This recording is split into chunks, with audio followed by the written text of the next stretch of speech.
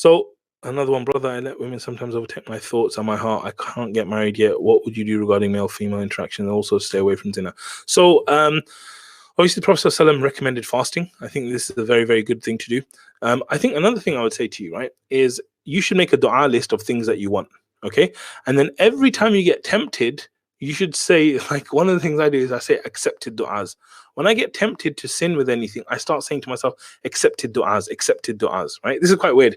But the reason I say that is because I think, listen, do you want your du'as to be accepted, or do you want to do this sin? That's kind of what I'm reminding myself of.